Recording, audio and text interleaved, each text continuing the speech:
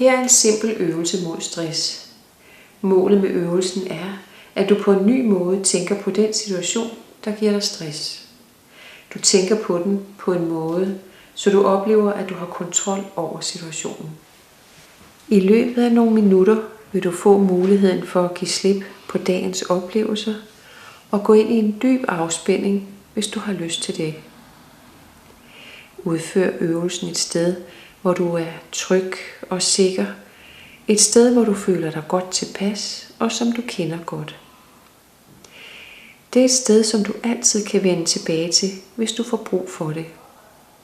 Vil du sætte begge fødder på gulvet, så du har mulighed for at slappe helt af og være rolig? Du kan mærke dine fødder på gulvet, og det vil få dig til at synke dybere ind i dig selv. Du kan se visse billeder for dit indre blik, samtidig med at du hører min stemme, og du kan føle bestemte følelser i din krop, så du vil nu slappe helt af og give slip. Hver eneste tanke du har, kan hjælpe dig med at gå dybere ind i dig selv og slappe mere af. Ja, sådan. Lad din vejrtrækning blive dybere og friere i takt med at du går dybere ind i dig selv. Det er fint. Godt.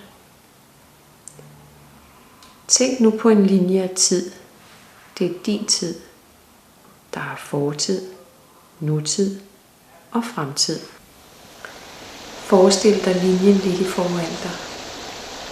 Fortiden er til venstre, og fremtiden er til højre. Svæv nu højt op over din tidslinje. Højt, højt op over din tidslinje. Gå nu frem mod nutiden med din indsigt og nye ressourcer, og lad den nye og gode oplevelse forandre de situationer, der har været påvirket af stress. Og lad den nye indsigt forme og farve din nutid og fremtid. Bring din nye indsigt og erkendelse med ud i fremtiden, lige så langt du har lyst til at gå.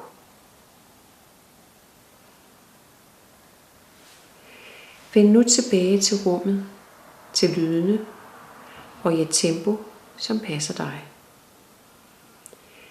Nu hvor du er ved at vågne, så prøv at vælge 3 situationer i fremtiden, hvor du vil opleve din nye indsigt og dine nye ressourcer.